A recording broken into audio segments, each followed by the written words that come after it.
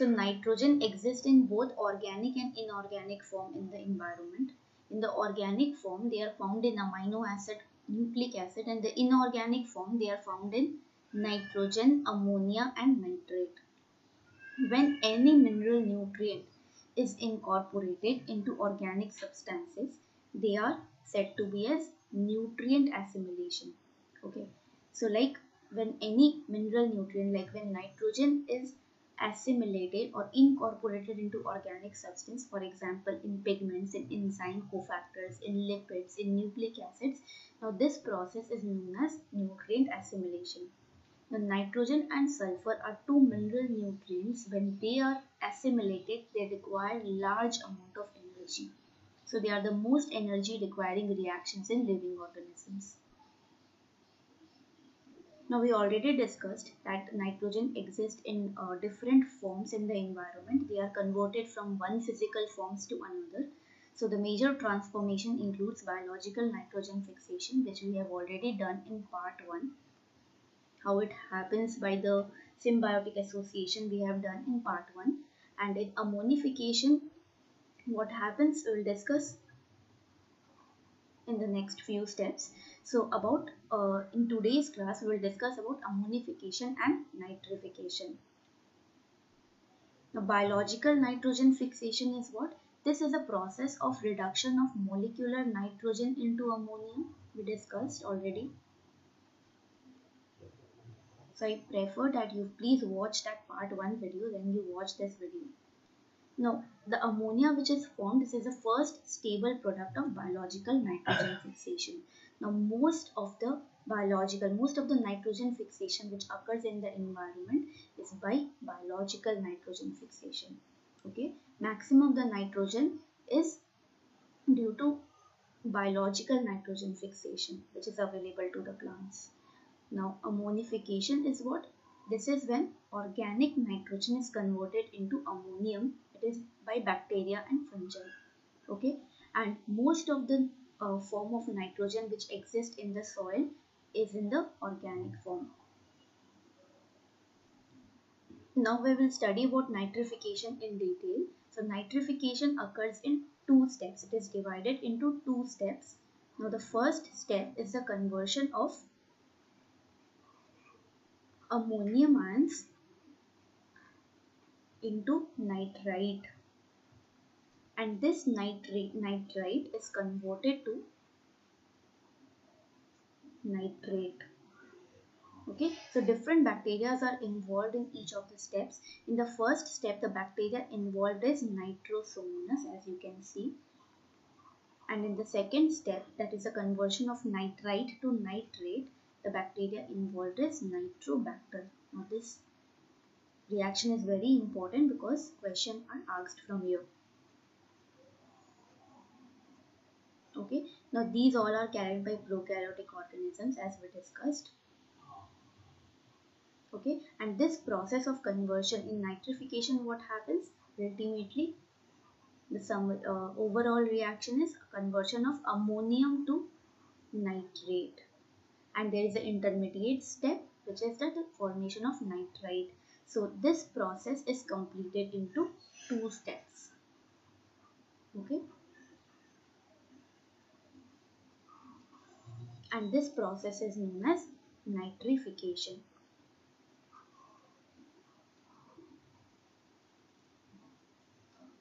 Now the conversion of the incorporation of ammonia into amino acid. Okay, so fixation of nitrogen and incorporation of this ammonia into amino acid, they together required 16 ATP per nitrogen. So when one molecule of nitrogen is added into amino acid, okay, one molecule of NH3 or one molecule of nitrogen, when this is assimilated or when this is incorporated into amino acid, altogether 16 ATPs are required. So starting from nitrogen fixation, okay, up to the amino acid formation requires total of 16 ATP. So starting from the fixation till the incorporation. The total amino acid requires is 16. So it involves fixation of nitrogen and also incorporation into amino acid. So altogether these two steps required 16 ATPs, which is a high amount of energy. Now the next process is denitrification. In denitrification, what happens? Nitrate, which is NO3 minus, is converted to molecular nitrogen. And here there are some bacteria involved. These bacteria are anaerobic denitrifying bacteria. So conversion of nitrate to molecular nitrogen is not a one-step process. There are several intermediates in between. It involves nitrate, then several nitrogen oxides, then ultimately to molecular nitrogen. And here the conversion of this process involves several bacteria, and these bacteria are Pseudomonas, Paracoccus and Thiobacillus denitrificans. So Pseudomonas and Paracoccus are heterotrophic denitrifying bacteria and Thiobacillus is a autotrophic denitrificans. Okay, they convert this nitrate to molecular nitrogen under anaerobic conditions. Now what is anammox? Now this about anammox you will study about this in detail in unit 1. Here we will discuss about it in very brief. The full form is anaerobic. So an is for anaerobic, AMM is for ammonium and OX is for oxidation. So anaerobic ammonium oxidation. What do they do? They convert the nitrate and ammonium ions directly to the nitrogen gas. Okay, they convert it to the nitrogen gas directly. So these are also processed by some of the bacteria, some of the anaerobic bacteria. Now nitrogen assimilation. So most of the form of nitrogen absorbed by the plants are in the form of nitrate or ammonium. So what happens near the roots? So this nitrate and ammonium which is absorbed by the roots of the plant, they are converted to or they are assimilated by the plants. So what happens if this is a root? If this is a root region, and what I said that the root can absorb either NH4, either ammonium ions, or they can absorb nitrate ions. Okay, so what we see that the ammonium which they absorb, this ammonium are readily incorporated into amino acids. Okay, and again for nitrate what we see that this nitrate, once they are absorbed, this nitrate are converted to nitrite first, then from nitrite they are converted to ammonium, and the same step is followed that from ammonium they are incorporated into amino acids. So now you will ask that why do they take nitrate? They could have taken only ammonium, because this conversion of nitrate to ammonium, this requires all total of this nitrate to amino acid. Up to this step requires 16 ATP. So you could have asked that why do not they take only ammonium ions? They can take ammonium and they take nitrate also, because nitrate is the most abundant form of nitrogen available in the soil. Most abundant form of nitrogen available in the soil. Okay, so they take the nitrogen in the form of nitrate also. Okay, so when they take this nitrate or ammonium, they incorporate this into amino acid. And the second step is that they do it in the second way also. In the second way, there are some free living bacteria or symbiotically associated bacteria. What do? They fix the molecular nitrogen into ammonia. And this ammonia, we discussed that this ammonia will be incorporated into amino acid. So in summary, if I say what we studied. So in summary, what we studied is that the molecular nitrogen is fixed into what? It is fixed into ammonium. Okay. Now this is, or I can say that this is fixed into ammonia.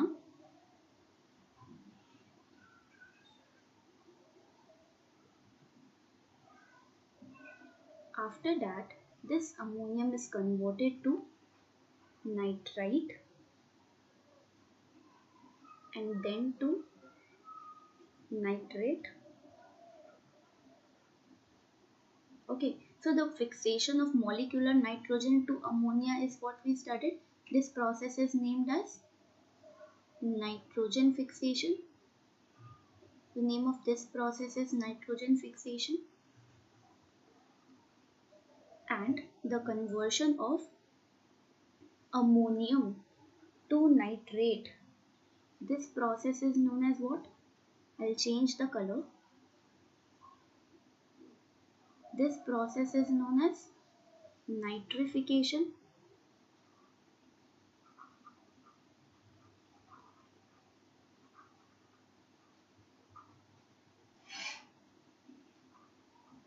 So the conversion of ammonium to nitrate is nitrification. After that, what we found? That this nitrate is then converted into nitrite again. Then nitrite is converted back to molecular nitrogen again. I'll name each of the processes. So first of all, what happens? Nitrogen is fixed. I'll change the color. So first of all, what happens? Nitrogen is fixed into ammonium. This process is known as what? This process is known as nitrogen fixation. Okay. Now the conversion of ammonium into nitrite and then to nitrate, this process is known as nitrification. Okay. Now this nitrate is converted to nitrite and then to molecular nitrogen again. So this process we discussed, the conversion of molecular nitrogen back from nitrate is known as, this process is known as denitrification. Okay, nitrate to molecular nitrogen, the process is known as denitrification.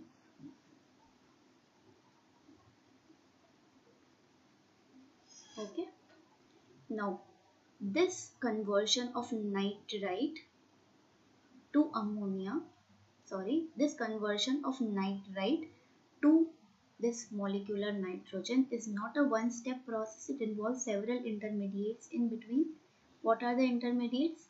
The intermediates are several nitrogen oxides. Or better I write.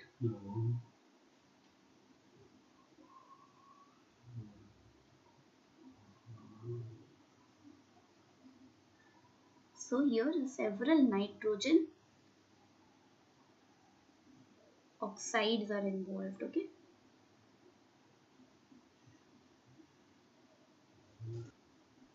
Now we continue. Now what happens, as we discussed, that the nitrate which is absorbed, this nitrate is first converted to nitrite, then to ammonium before being incorporated into amino acids. Okay, now this is a energy requiring process. Okay,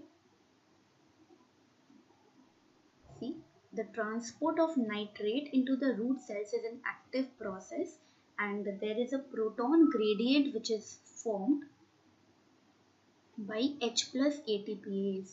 So H plus ATPase will form a proton gradient. It will form a proton gradient. So H plus ATPase, which is there across the plasma membrane, this will form a proton gradient which will drive the uptake of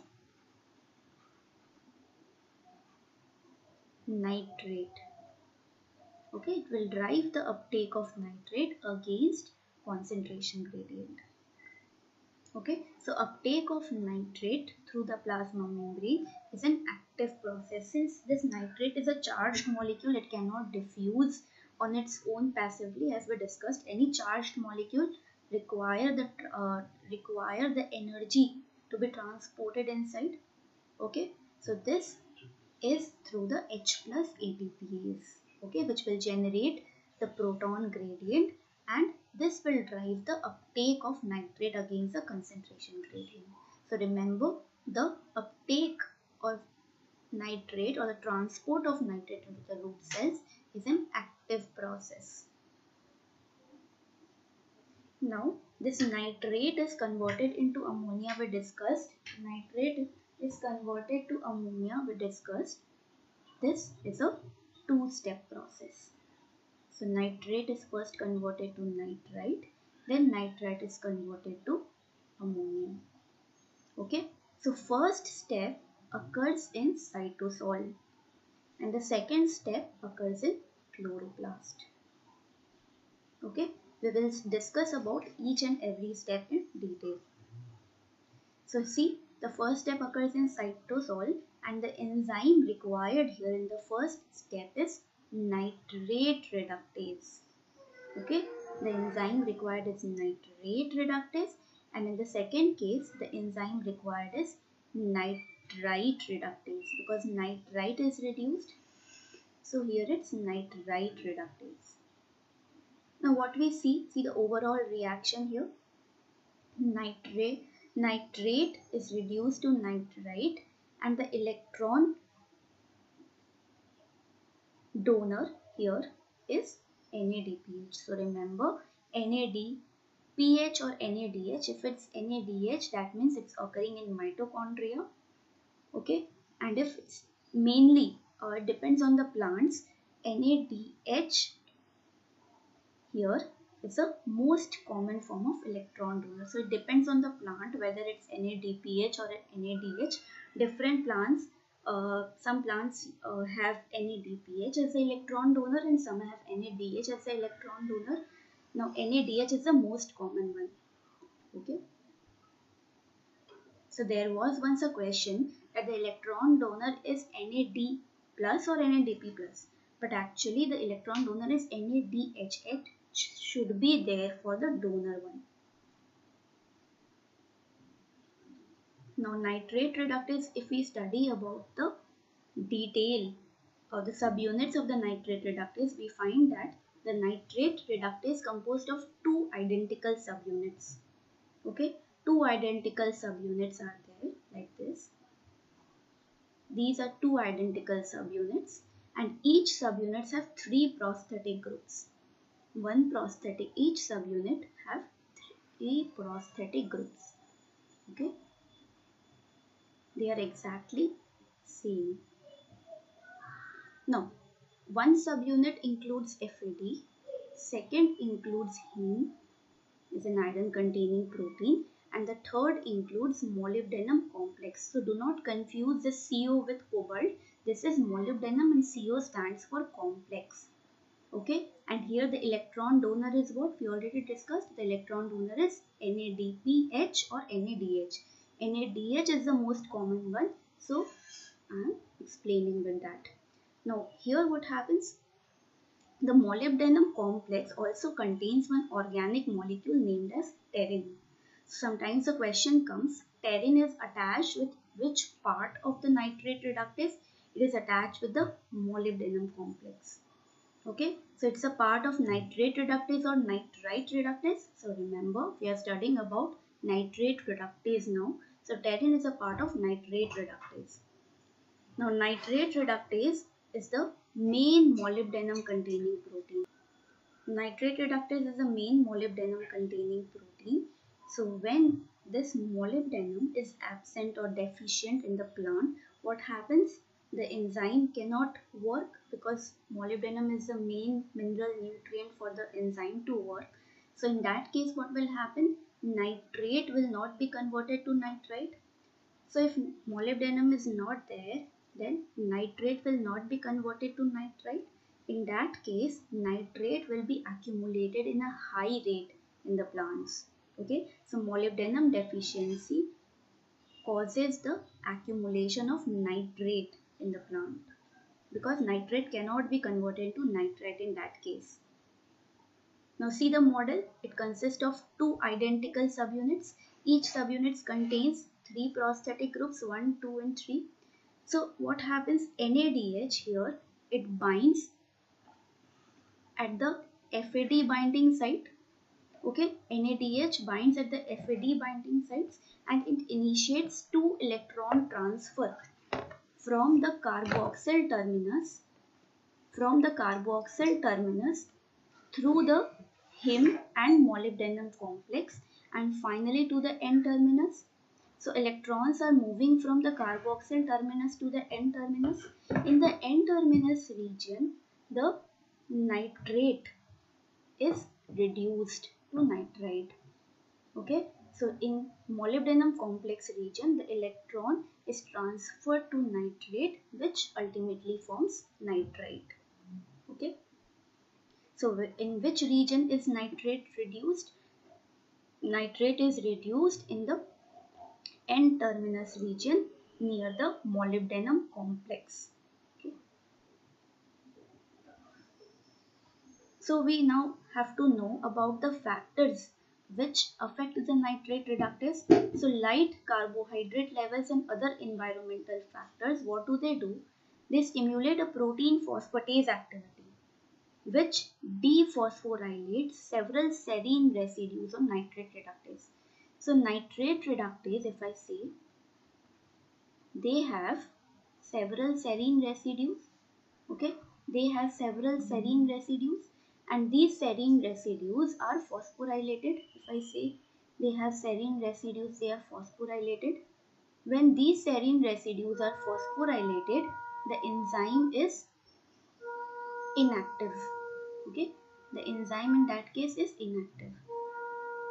But when light falls on these, when this light, carbohydrate levels and other environmental factors, they stimulate the protein phosphatase activity. So if I write one factor that is light, what will happen? It stimulates the protein phosphatase activity. So this phosphatase, what it will do? It will remove the phosphate group from the serine. So if this is nitrate reductase, this phosphatase will remove the phosphate from the serine. In that case, the enzyme becomes active. Okay, and this is a reversible process. In the dark, what will happen? Now, in the dark, what will happen? That the phosphorylation occurs. How? By the kinase activity. In the dark, the kinase activity works. Okay, where the serine residues are phosphorylated again and makes the enzyme inactive. And here, when they are phosphorylated, they bind with an inhibitor protein and thereby the activity of the enzyme is inactivated. So this reaction, the first reaction occurred where? This reaction of the conversion of nitrate to nitrite occurred in cytoplasm. Now the second reaction will occur in proplastid or chloroplast. Okay. Now nitrite, once it is formed, is very reactive and very toxic ion. So plant do not accumulate nitrite. They immediately convert this nitrite to ammonia. Okay. Now ammonium, when they are accumulated, they are also very toxic. So ammonium are readily incorporated into amino acid. Okay, because this is also very toxic and this is also very toxic. But nitrate accumulation in plants is not toxic. Plant can accumulate large amount of nitrate, but they cannot accumulate nitrite or ammonium because they are very toxic to the plants. So once nitrite is formed, they are converted into ammonium. Ammonium is also not stored. They are immediately converted or they are immediately incorporated into amino acids. Okay, so what we studied, that the first step occurs in cytosol and the second step occurred in chloroplast. So see, this is the overall reaction. Nitrite is converted to ammonium NH4 plus, and here the electron donor is FD or ferredoxin. So in the first case, the electron donor was NADH. In the second case, that is in nitrite reductase, the electron donor is ferredoxin. So RED stands for reduction and OH stands for oxidation. So this is the model or the structure of the enzyme of nitrite reductase. So what we see, that this enzyme contains two prosthetic groups. The first is ferredoxin and the second is this heme. Okay, so what we see, the two prosthetic groups are FeS4. Sorry, the first is FeS4 and the second is heme. They participate in the reduction of nitrite to ammonium. So what happens when the light reactions in photosynthesis, they activate the ferredoxin, which we discussed. Or if you know, if you have studied photosynthesis chapter, you know that the light activates ferredoxin, which converts the oxidized form of ferredoxin to the reduced ferredoxin. This reduced ferredoxin transfers electrons to Fe4S4, which then transfer electrons to heme. So FeS4 to heme. Now in the heme region, towards the heme region, the nitrite is reduced to ammonia. Okay. So see, this reduced ferredoxin is derived from either photosynthesis, electron transport in chloroplast, and this NADPH, which is generated. See, NADPH, it is generated from oxidative pentose phosphate pathway in non-green tissues. Okay, so the source you have to study, that NADPH is generated from pentose phosphate pathway and ferredoxin is generated from photosynthetic electron transport. Now, what we saw, that this process also occurs in roots and also in shoot. In the root, it occurs in proplastid. Proplastid is what? It is a precursor of the plastid. And in shoot, it occurs in chloroplast. So in chloroplast and proplastid, what we see, that they contain different forms of enzyme. Okay, but the nature of the enzyme is same. Okay, what is same in two enzymes, that they both consist of a single polypeptide containing two prosthetic groups. So both forms contain two prosthetic groups. One is Fe4S4 and another is heme. Now the heme is seroheme. The structure of seroheme, it's a cyclic tetrapyrrole and it has one Fe atom in the center.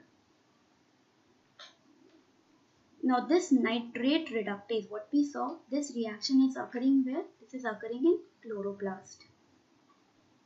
Okay. This enzyme is encoded in the nucleus and this nitrate reductase protein is synthesized in the cytoplasm and they have an N-terminal peptide sequence. Okay. So every of the protein where they are targeted, they have a target sequence which target them to the particular organelle. So the reaction must take place in chloroplast. So the enzyme must be transported to the chloroplast. So these enzymes, when they are synthesized in the cytoplasm, they have N-terminal peptide sequence which will target them to the plastid. Okay. So when light is there, when nitrate is there, what will happen? The nitrite reductase mRNA will be synthesized but the end products like the formation of asparagine and glutamine, which are the amino acids. So nitrate is converted into nitrite, and nitrite is converted into ammonia, and these ammonia are incorporated into amino acids. So when more and more amino acids are there, then this process is not required anymore. Then what will happen? The end products like amino acids, like example for asparagine and glutamine, they will repress this process, saying that no more ammonia is not required. Okay, ammonia is not required now. We have enough ammonia, so we do not require any more conversion of nitrate to ammonia. Okay, so when amino acids are in large amount, what will happen? This process is inhibited. Okay, but when light and nitrate is more, then the nitrite reductase mRNA will be induced. Now already discussed, stored ammonium or nitrate, they are very toxic to the plant, very toxic to the animals also. So plant can store high amount of nitrate without any deleterious effect.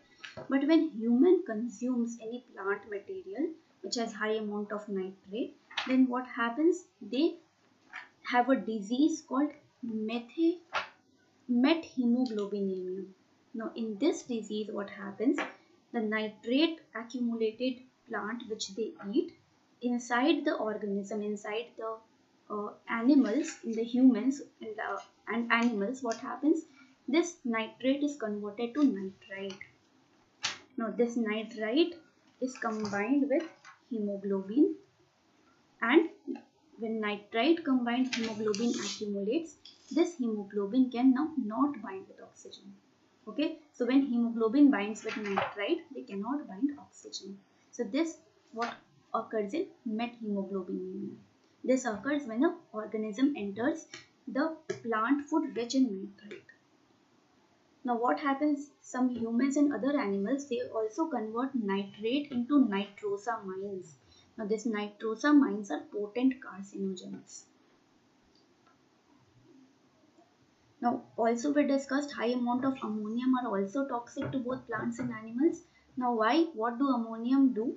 Ammonium dissipates the transmembrane proton gradients. Okay, this transmembrane proton gradient is very much required for photosynthesis and respiration. If you will study this photosynthesis and respiration, you will see that the establishment of proton gradient is very much essential. Okay, but ammonium, when they are in high amount in the plant, what will happen? They dissipate the proton gradient. Okay, which are very essential in photosynthesis and respiration. Okay, this proton gradient is also helpful in the sequestration of the metabolites. Proton gradient also helps in sequestration of metabolites in the vacuoles. Okay, when there are excess metabolites, this proton gradients helps in the sequestration of those metabolites inside the vacuoles. But ammonium, when they are free inside the plant, they dissipate this proton gradient, because of which these processes cannot occur. Okay, so whenever ammonium is absorbed by the plant, what happens? They readily absorbed by the plant, they rapidly incorporate into amino acid, or they rapidly store any excess in their vacuoles, so that there will be no free ammonium in the plant system. So look here, in the left side is the stroma, in the right side, I'm just taking one example, in the right side is the lumen, okay, or the cytoplasm or the vacuole. Okay, so if this is a cell and this is a vacuole, okay, if this is a cell, if this is a vacuole, this is a cytoplasm. So I see that, so what will happen? To sequester metabolites inside the vacuole, the proton gradient must be required. So what happens? So inside the vacuole, if I say that there is H+, high amount of H plus is there, and the cytoplasm high amount of OH minus is there. Okay. So what we see when the ammonium in the cytoplasm, what we see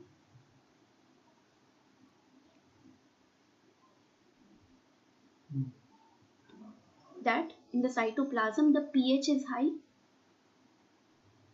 pH is high. When pH is high in the cytoplasm, what happens? Ammonia reacts with this hydroxyl ion to form ammonia. Ammonium will react with this hydroxyl ion to form ammonia. This ammonia is diffusible. It can diffuse passively through the membrane and will enter in the vacuole. Okay. Once it is into the vacuole, it will bind with H plus again and form ammonium. Okay. So here what they are doing, they are reacting with H plus to form ammonium again. Okay. So what is happening here? Look. So at high pH, ammonium is reacting with OH minus to form ammonia. Ammonia can diffuse, and this ammonia is again combining with H plus in the vacuole.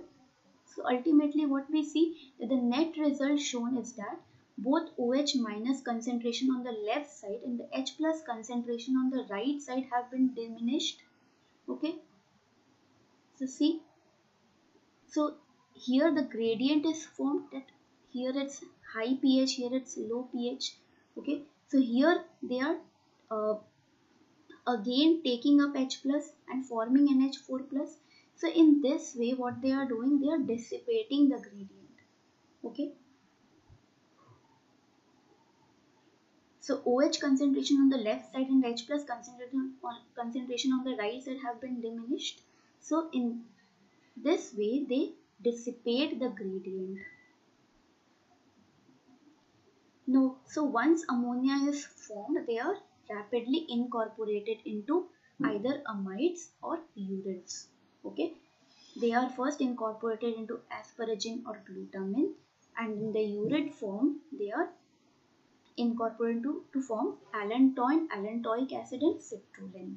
Okay, once these are formed, they are transported to the shoot via the xylem. Okay, so the two pathways which involves the conversion is glutamine synthetase and glutamate synthetase. Now this part is also very important from CSIR point of view. So see what happens in the first case is that glutamine synthetase, it will combine with ammonium ions. Okay, glutamine synthetase, what it will do, this is GS, what it will do, it will combine with ammonium ion to form glutamine. Okay, glutamate plus ammonium will form glutamine.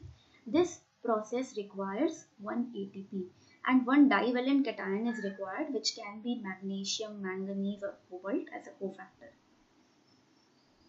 Now in the second case, what happens, the amide group of glutamine is transferred to 2-oxoglutarate. Okay, so first step was glutamate to glutamine, The second step what occurs is glutamine will transfer its amino group to 2-oxoglutarate. Okay, so glutamine is converted back to glutamate by releasing its amino group to 2-oxoglutarate. Okay. Now the second step, which is the reversible step, this is catalyzed by glutamate synthase, which is also known as GOGAT. Okay. And they require the reducing potential in the form of NADH. Okay, so plant contains two types of GOGAT. One have the electrons acceptor. One accepts the electron from NADH and another type accepts the electron from ferredoxin. So see what happens. So in GOGAT what we see that so in GS what we saw that glutamate is converted to glutamine by glutamate synthase, which is GS. In GOGAT, what we see that glutamine is transferring its amino group to oxoglutarate and forming glutamate back. Okay. Now here in this case, two molecules of glutamate are formed. Now there is another pathway which is known as alternative pathway by which ammonium can be assimilated. This is known as glutamate dehydrogenase pathway. Okay. In short, we will represent it with GDH. Now this pathway is also known as reductive amination pathway. Now here what we see that it catalyzes a reductive amination of alpha ketoglutarate and forms glutamate. So what happens, what it does here, glutamate dehydrogenase, it adds ammonium group to 2-oxoglutarate and forms glutamate. So first GS, what it was doing,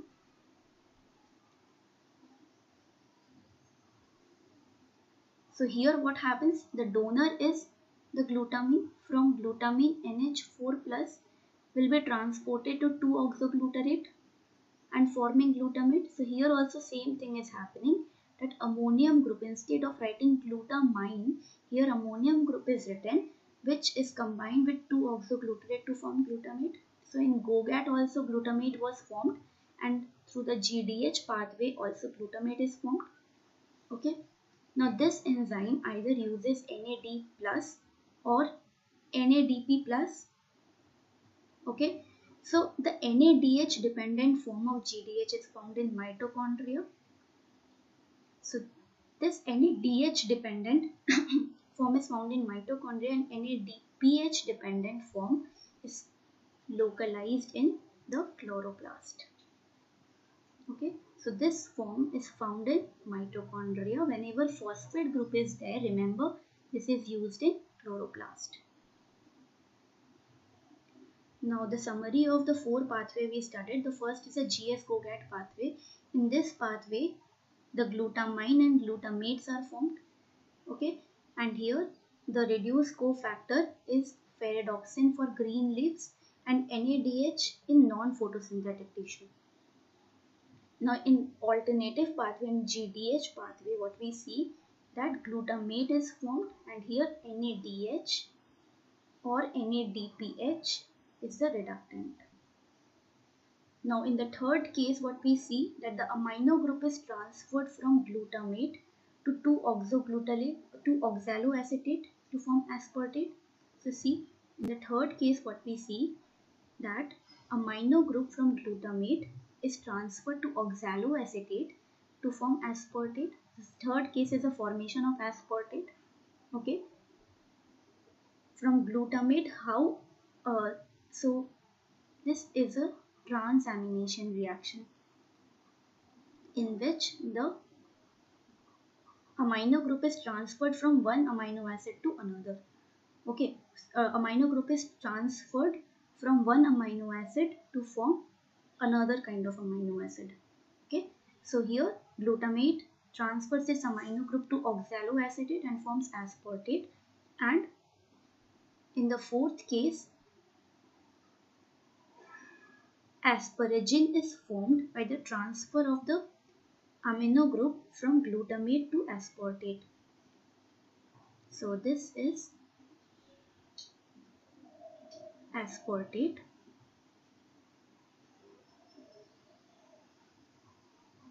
This is glutamate. So when glutamate transfers its amino group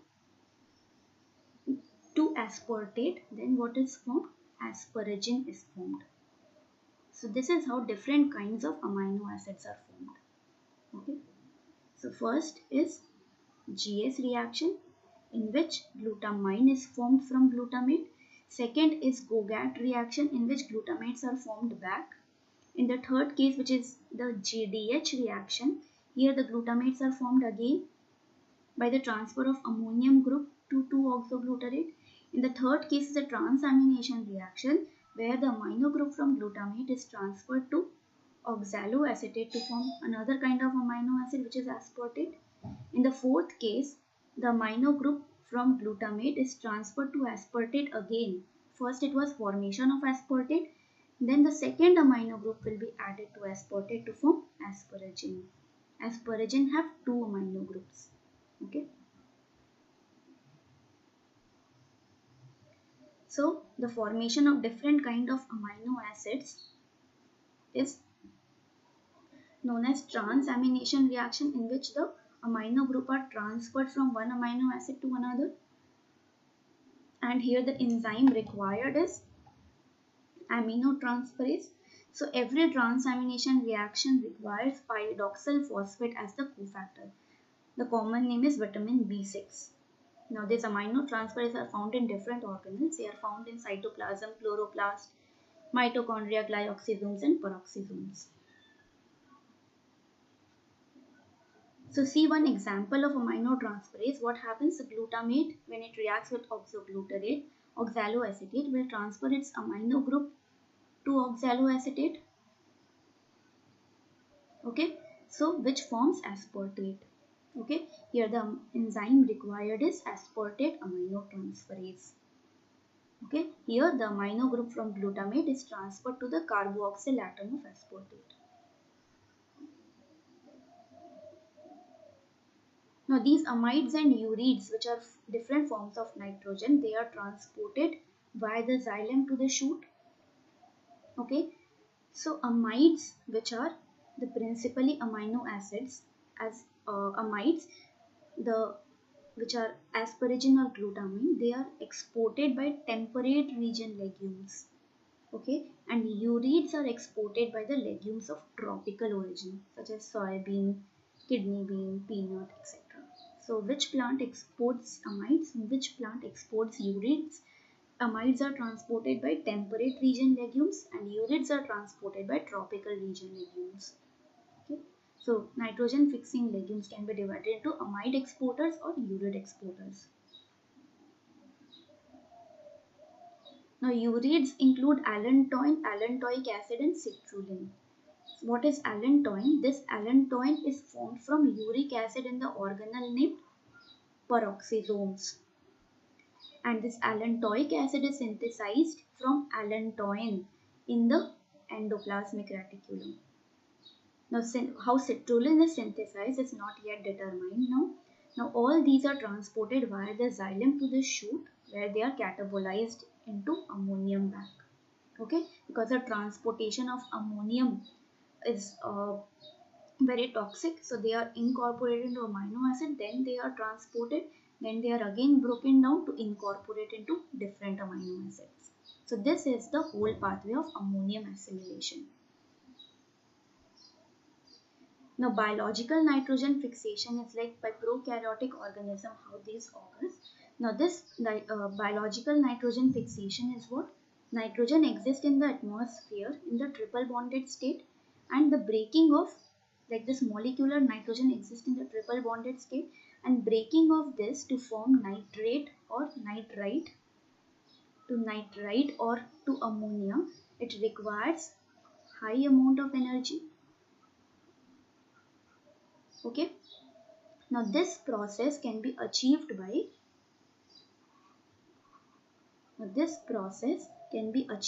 by two processes. Number one is industrial process and number two is natural process. Number one is industrial process and number two is natural process. So see, industrial process, what happened, we already have studied all this in our chemistry class in class 11 or 12. We have studied that under elevated temperature, that is about 200 degrees centigrade temperature and 200 atmospheric pressure, N2 combines with hydrogen to form ammonia. Okay, now these extreme conditions are required because to break the nitrogen is like they are triple bonded structure. To break them, high amount of energy is required. Okay, now this process is named as Haber-Bosch process, and this is a starting point for manufacture of many industrial and agricultural products. Now another process in the natural process, that was the industrial process. Natural process includes lightning, photochemical reactions, and biological nitrogen fixation. So lightning fixes about 8% of the total nitrogen atmosphere. Here what happens, lightning converts water vapor and oxygen. It converts water vapor and oxygen into highly reactive hydroxyl free radicals or free hydrogen atoms or free oxygen atoms, which readily combine with molecular nitrogen to form nitrogen oxides. So these free radicals which are formed, they readily combine with molecular nitrogen to form nitrogen oxides, which will ultimately form nitric acid. Okay, this nitric acid comes down as rain. Next, what we see in photochemical reactions, that only 2% of the nitrogen is fixed by photochemical reactions between gaseous nitric oxide and ozone, which produces the nitric acid. Okay. Now, biological nitrogen fixation, we discussed that 90% of the nitrogen fixation occurs by biological nitrogen fixation. They occurs by the involvement of some prokaryotic bacteria, in example blue-green algae, cyanobacteria. Okay, what do? They fix the molecular nitrogen into ammonium. Okay, the biological fixation of nitrogen generates at least 1 mole of hydrogen in addition of 2 molecules of NH3. So what happens, in total 8 electrons are required in the reduction of 1 mole of nitrogen to 2 moles of NH3. Okay, so 1 mole of nitrogen requires 8 electrons to convert it into 2 moles of NH3. Okay, this you have to remember, that all total 8 electrons are required to form the 2 molecules of ammonia from 1 molecule of nitrogen. Now, while this is industrial process is an endergonic process because high energy input was there here, and for the same reason, enzymatic reduction of N2 by nitrogenase also requires large investment of energy. Okay.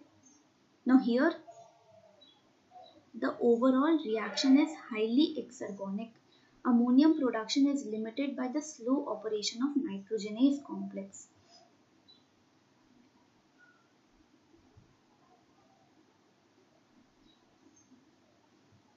Now in biological nitrogen fixation, what we see, that nitrogenase enzyme complex is involved here also.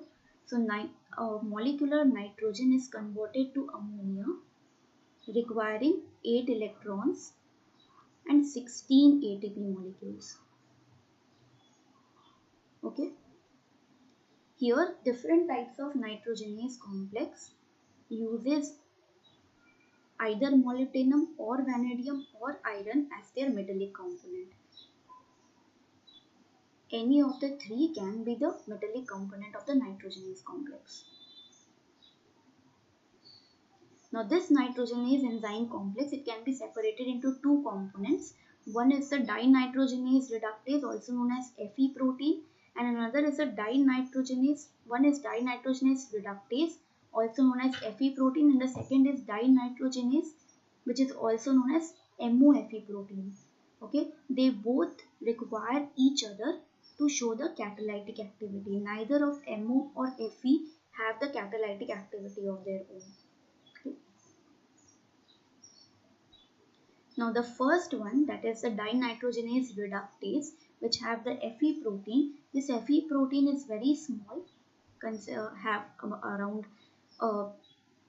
2 identical subunits, which is about 30 to 72 kDa each, and this kilodalton, this weight depends on the species, and these 2 identical subunits are bridged by iron sulfur cluster. Okay, now this Fe protein is also irreversibly inactivated by oxygen. Okay, now MOFE protein has 4 subunits with 2 different subunits. 2 different subunits are there, and each subunits have the MOFE cluster. The MOFE protein, this is also inactivated by oxygen. Now this is a region where the fixation of nitrogen will occur. So see, there are genes. So what we see, that molecular nitrogen is converted into ammonia, and the enzyme required is what? Nitrogenase complex.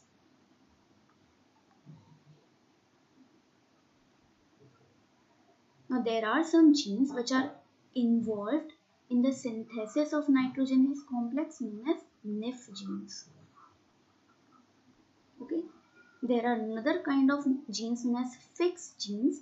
What do? They are responsible for the function and regulation of the nitrogenase complex. Okay. So Fix genes have the role in regulation of nitrogenase complex,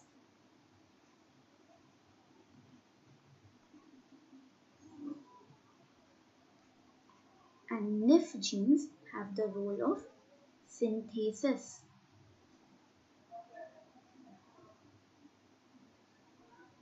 of nitrogenase.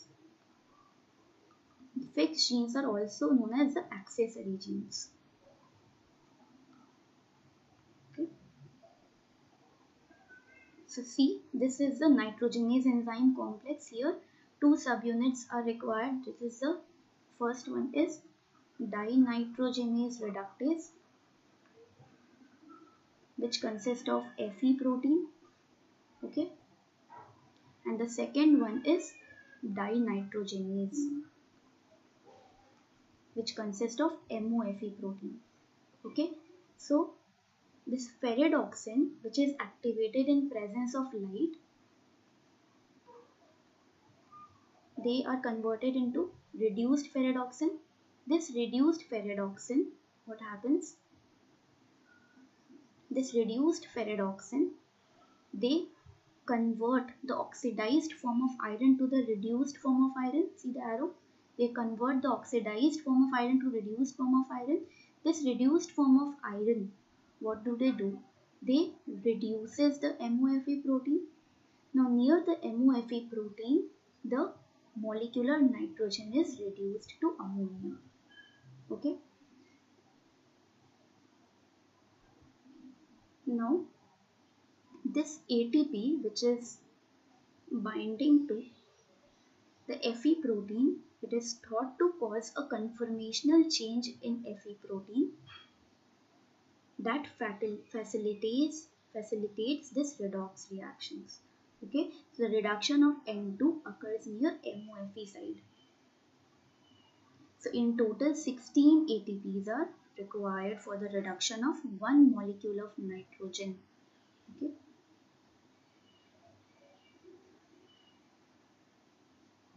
Now this nitrogen is fixed under anaerobic conditions. So the bacteria which are aerobic, they either create an anaerobic environment. Okay, so aerobic bacteria can create an internal anaerobic environment to fix the nitrogen. So see, they either functions under anaerobic conditions. So the bacteria either function only when the condition is anaerobic, okay, or they create an anaerobic conditions when the oxygen is there. Okay, so there are some bacteria like cyanobacteria under anaerobic conditions. These anaerobic conditions are created in specialized cells known as heterocysts. So what are these heterocysts? These heterocysts are the anaerobic environment created by the cyanobacteria. Okay, these heterocysts are thick-walled cells and they are interspersed. So these are vegetative cells. They are interspersed among the vegetative cells and they create the inner environment such that this environment is devoid of oxygen, and inside this heterocyst the nitrogen fixation occurs. Okay, so this kind of structure is seen in, say, Cyanobacteria anabena. So see, This heterosystem lack photosystem 2, which is the oxygen producing photosystem of the chloroplast. Now this heterocyst is an adaptation for nitrogen fixation. Now cyanobacteria which do not have heterocyst, they can fix nitrogen only under anaerobic conditions. Okay, so see, if I grow aerobic condition and anaerobic condition. Okay, under aerobic condition, if the cyanobacteria have heterocyst, then they can fix the nitrogen. Okay, but under aerobic condition, if they do not have the heterocyst, they cannot fix the nitrogen. Okay, under anaerobic condition, they can fix without any formation of heterocyst. Okay, so under aerobic environment, they can fix the nitrogen if they have the heterocyst, but the bacteria which do not have the heterocyst, they cannot fix the nitrogen under aerobic condition. They can fix nitrogen only in anaerobic condition, but if they have heterocyst, they can fix the nitrogen in both aerobic and anaerobic condition. Okay. Now nitrogen fixing prokaryotes, they can be either aerobic, facultative or anaerobic. Now aerobic nitrogen fixing bacteria, example Azotobacter, Azospirillum, they maintain the reduced oxygen concentration. How? Through high level of respiration. So aerobic nitrogen fixing bacteria, aerobic organisms also fix nitrogen. How? They maintain the reduced oxygen environment by their high level of respiration. There are some other aerobic nitrogen fixing bacteria, example Gliothecae. They evolve O2 during the day and they will fix nitrogen during the night. So during the night they create an anaerobic condition and then they fix the nitrogen. And during the day when they evolve oxygen, they do not fix the nitrogen. Now facultative organisms are what? They grow under both aerobic and anaerobic conditions and they fix nitrogen only under anaerobic conditions. Okay, facultative means they can grow in both the conditions but fix the nitrogen only in anaerobic conditions. Now for anaerobic nitrogen fixing bacteria, they have because they grow only in anaerobic condition. Okay, so oxygen does not pose any problem because this oxygen is absent in their habitat because they live only in anaerobic condition. They will not survive when oxygen is there. So oxygen is not present in their habitat, so they can fix the nitrogen in that habitat. So these organisms include either photosynthetic organisms, example Rhodospirillum, or non-photosynthetic organism, example Clostridium. Now there are some symbiotic nitrogen fixing bacteria. Some form root nodules and some do not form root nodules. Okay, we studied about Rhizobium, which form root nodules.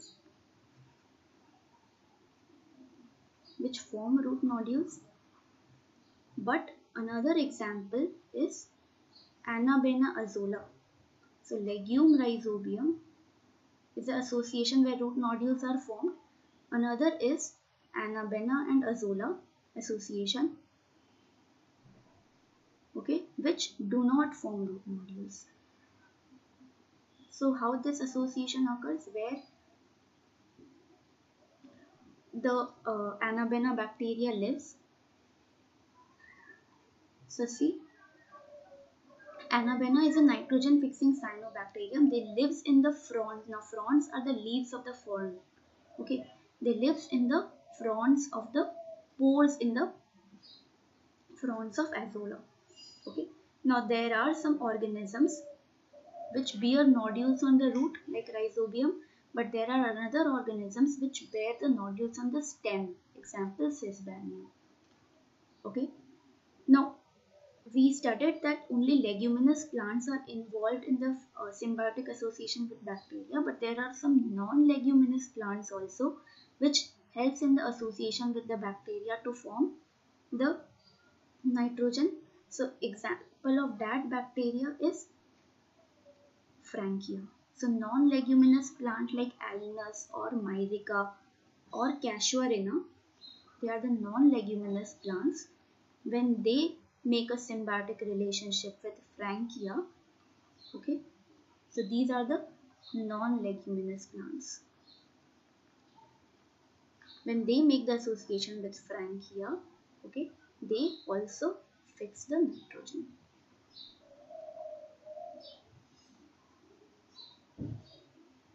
So now we'll go to some CSIR NET questions. So nitrogenase is a complex metal containing enzymes, is involved in the conversion of nitrogen to ammonia. Which one of the following metals is not involved? So we studied that the metals involved are molybdenum, vanadium and iron. So we did not study that the cobalt is involved. So when you the cobalt is not involved here. So cobalt is the correct answer. Now this also came in June 2019.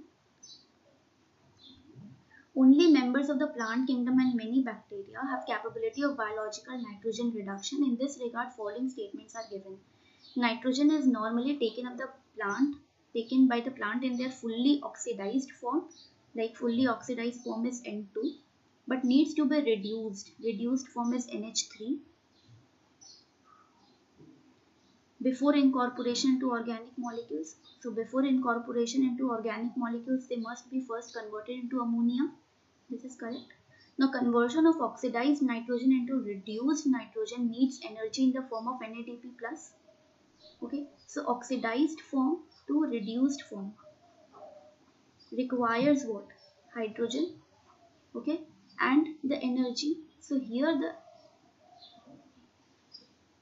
energy is given by NADPH and not NADP. Okay, so this is wrong and this is right. The metal associated with the enzyme nitrate reductase is magnesium. No, it is molybdenum. Okay. Now, nitrate reduction takes place in the cytoplasm. Yes, we discussed. The first step is nitrate to nitrite to ammonia. So first step occurred in cytoplasm and second step occurred in chloroplast. Okay, so takes place in cytoplasm, whereas the nitrite reduction takes place in chloroplast. So this is also correct. So what we found, A and D are correct. Which of the following is not a prosthetic group of nitrate reductase? So nitrate reductase here, him is the one. FAD, if I go back to nitrate reductase, what we see that FAD was the prosthetic group, him, molybdenum and pterin. So pterin here will be the one. Okay, so what we found, FAD was there, him was there and molybdenum was there, but pterin was not there. Okay, so if I go back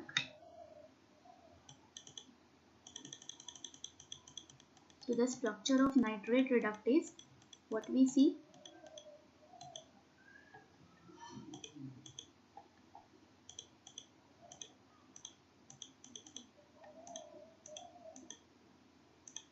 so I'm just showing you the example. So see, the nitrate reductase have FAD, him and molybdenum complex is there, but pterin was not the one. Okay.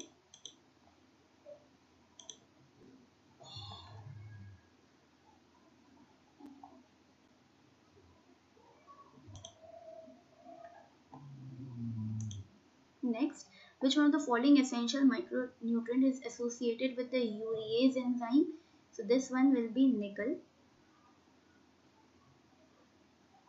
Nitrogen gas is reduced to ammonia by nitrogen fixation method. In order to execute the process, which one of the following compound is usually required?